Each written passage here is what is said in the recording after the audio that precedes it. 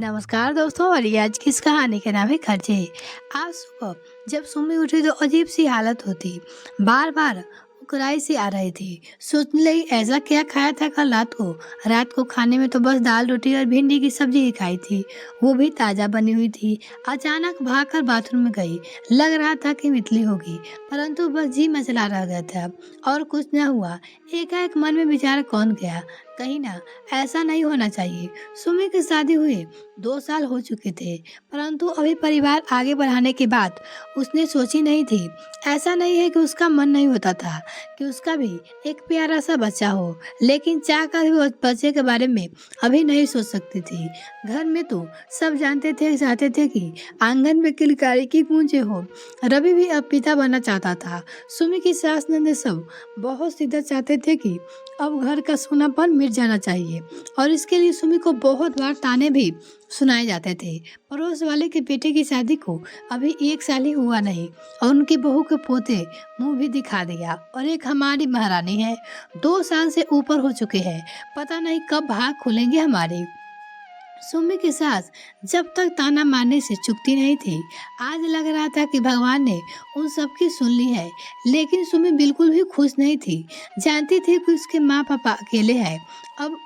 अब सब बच्चे की जिम्मेदारी उठाते उठाते उनकी कमर टूट चुकी थी। छोटी सी तनख्वाह और 4 बच्चों की जिम्मेदारी, बहुत दुख होंगे उन्होंने। अभी तो शादी में लिया था कर्जा, वो नहीं चुका पाए, और अब नया खर्चा कैसे उठाएंगे बेचारे। अभी पक्का पता नहीं था कि सुमन सचमुच माँ बनने वाली है या नहीं, और सुमी ने जाने का क्या सोच लिया। सुमी आज ऑफिस नहीं जाना क्यों? अचानक पति की आवाज से उसकी तंद्रा टूटी। घड़ी की तरफ देखा तो 7 बजने वाले थे। जल्दी उठी और रोज की तरह रसोई में काम करने में लग गई। चाय बनाकर सास ससुर को दी और रवि को चाय लेकर कमरे में गई। देखा कि वो अभी सो रहा है। अरे उठो रवि, 7:30 बज गए, मुझे जगा के खुद सो गए। अपनी चाय तो रोज की तरह ठंडी पीनी पड़ी। जल्दी जल्दी खाना बनाया और अपना टिफिन का रवि का टिफिन पैक करके नहाने चली गई। नाश्ते का समय नहीं बचा, बस यूं ही निकल गया घर से।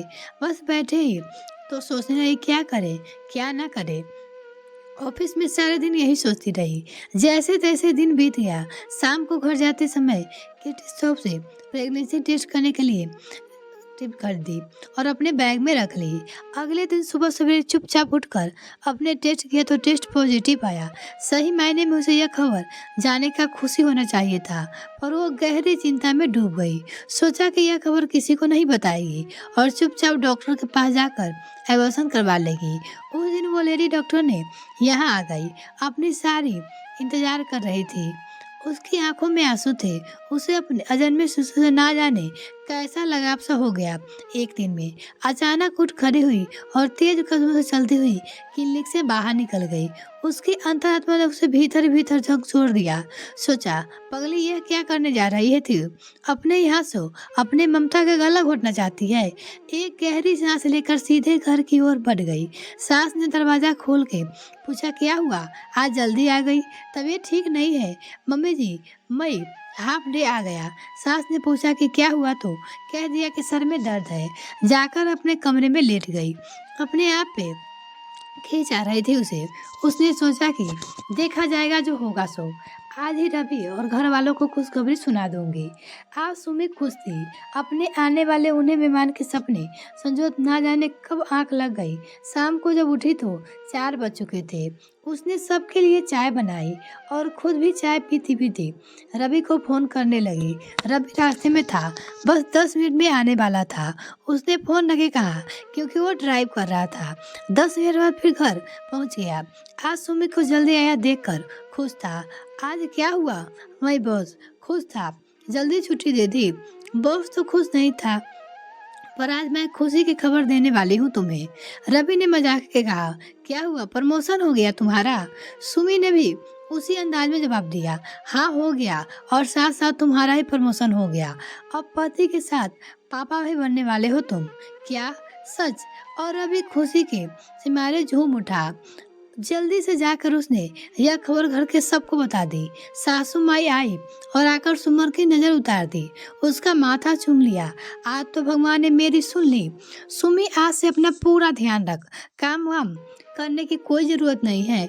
अब तू आराम कर, बस खूब खा पी, अपनी और मेरे पोते की सेहत बना। घर में सब इतने खुश थे कि सुमी अपने मायके की सोच से बिल्कुल ही परे हो गई थी। शिल्पी जब कॉलेज से आई तो खबर सुनकर खुशी से नाचने लगी। भाभी, आज तो आपने दुनिया की सारी खुशी दे दी है मुझे।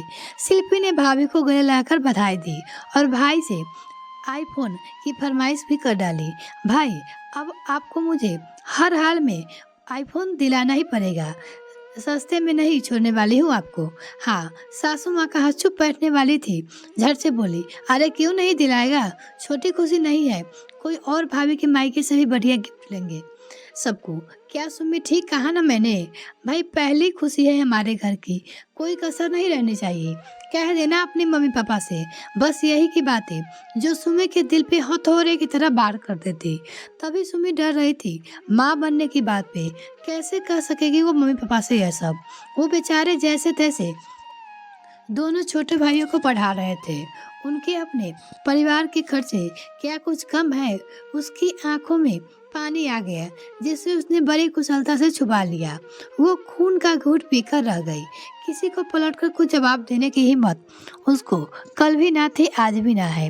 अगले दिन माँ को भी फोन करके खुशखबरी सुना दिया।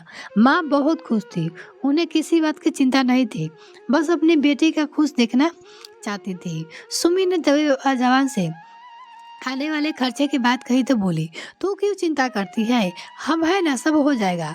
तू बस अपना ध्यान रख बेटा, और हो सके तो 2-4 दिन के लिए आ जाना मेरे पास। बहुत मन कर रहा है तुझे देखने का। देखती हूँ मम्मा, बात करूँगी घर पे। अच्छा, अब रखती हूँ, कल बात करती हूँ आपसे। चिंता के मारे सुम्मी को ना कुछ खाने का मन करता, ना पीने का। कभी रात को आँख खोल जाती तो ना जाने क्या क्या सोचने लगती। दिन बीत रहे थे और चिंता बढ़ रही थी। कैसी विडम्बना है यह कि एक माँ अपने आने वाले बच्चे के जन्म से डरी हुई है। क्यों है हमारा समाज, कब बदलेगा यह सब? सुमी की शादी एक पंजाबी परिवार में हुई थी, जबकि वो खुद एक राजपूत परिवार से थी, और यही कारण था रीति रिवाज के नाम पे उसकी सास ने ना जाने क्या बातें दी थी, जो सुमी के घर वालों को निभाने के लिए करना ही पड़ता। कल सुमी चेकअप के लिए जाना है, स्कैन भी होगा कल। सुमी को पता है कि स्कैन बच्चे का लिंग पता करना है। यूँ तो बताना डॉक्टर नहीं, लेकिन उसे डर था कि डॉक्टर जान पहचान के है, कहीं बता दिया तो। उसे डर तो इस बात का था कि कहीं लड़का ना हो। अगर ऐसा हो तो यहाँ के रिवाज के अनुसार पूरे 1 वर्ष तक बच्चा का हर छोटा बड़ा खर्चा तक नाना नानी को उठाना पड़ता है। फिर चाहे वो कपड़े खिलौना हो या फिर दवाई क्यों ना हो, बस बिल भेज दो जाता नाना नानी के पास वसूली के लिए। कितनी लच्चर है ये रीति रिवाज। सुबह जब सास के साथ जा ही रही थी चेकअप के लिए, बस भले मन यही दुआ कर रही थी कि बस उसके आने वाले बच्चा बेटा ना हो, बेटी ना हो।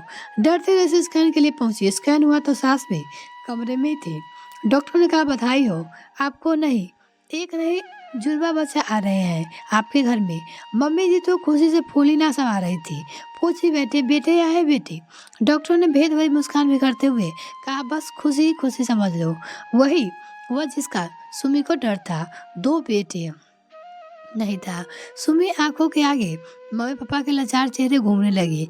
1 वर्ष, पूरा 1 वर्ष क्या होगा अब? उसकी सास बहुत खुश थी। घर जाते समय रास्ते में बोली, आह 2 पोते, भगवान ने तो छप्पर फाड़ के दे दी मुझे। अब तो नाना नानी के बैंक खाली करवा देंगे मेरे पोते। सुमी ने कानों पे जैसे पिघला हुआ शीशा उड़ेल रहा था कोई। उसने कुछ कहते ना बना। सुमी अपने लाडलों का जहाँ बेसब्री से इंतजार कर रही थी, वही उसे रात दिन यही चिंता खाए जा रही थी कि कैसा होगा सब। एक तो पहली बार माँ बनने जा रही है, ऊपर से 2 बच्चे। उसे ये सब डर था कि सब ठीक तो हो जाएगा या नहीं। ऊपर से अपने मम्मी पापा की चिंता, बस इसी उधेड़ बुन में बीत रहा था। रवि सब देख रहा था, महसूस भी कर रहा था। एक दिन पूछ लिया उसने, क्या बात है, तुम खुश नहीं हो? कई दिनों से देख रहा हूँ, कुछ खोई खोई सी रहती हो। कुछ नहीं, बस यूं ही, कुछ तो है, मुझे नहीं बताओगी? सुमी भरी आंखों बैठी थी। रवि ने जब इतने प्यार से पूछा, उसकी रुलाई फूट गई। रवि ने फिर पूछा, बताओ क्या बात है? तब सुमी ने कहा, मेरे मम्मी पापा यहाँ के रीति रिवाज कैसे निभा पाएंगे, यही फिक्र मुझे दिन पे दिन खाए जा रही है। 1 साल तक सारा खर्चा उठाने की हालत में वो नहीं है। तुम तो जानते हो यह क्या कहे जा रही हो, तुम पागल हो गई हो क्या? किसने कहा तुम यह सब? मम्मी जी ने। ना जाने कहा से सुम्मी की इतनी हिम्मत आ गई वो रवि से यह सब कह पाई। और रवि ने बस इतना कहा, पगली इतनी सी बात मुझे बताने तो सही, ना जाने कब से इस चिंता में गली जा रही हो। तुम चिंता मत करो, मैं सब संभाल लूंगा, सबको समझा दूंगी। आखिर रीति रिवाज इंसान ने ही तो बनाया है और इंसान ही निभाता है, तो इंसान इन्हें तोड़ भी सकता है। रवि की बात सुनकर सुमी भाव बेहाल हो गई और उसके कंधे पे सिर रख दिया। अपने पति की समझदारी पे गर्व से भर उठी सुमी।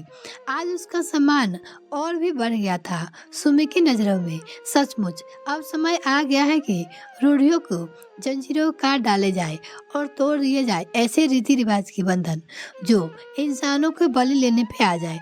यह कहानी आपको कैसी लगी कमेंट सेक्शन में लिखना ना भूले। वीडियो को देखने के लिए बहुत बहुत धन्यवाद। अगर मेरे चैनल को अभी तक सब्सक्राइब नहीं किया तो प्लीज़ मेरे चैनल को जल्दी से सब्सक्राइब कीजिए। साथ ही बेल आइकन प्रेस करें ताकि मेरी और वीडियो का नोटिफिकेशन सबसे पहले आपको मिल सके। धन्यवाद।